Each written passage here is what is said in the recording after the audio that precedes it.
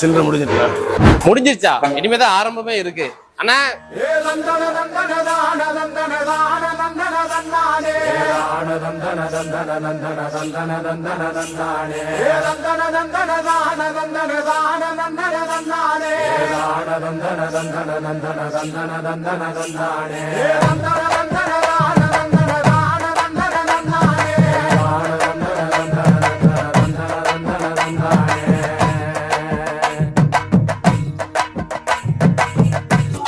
எங்கேயோ நடக்கிற பிரச்சனையால நம்ம வீட்டு அடுப்பே மாறி போச்சு.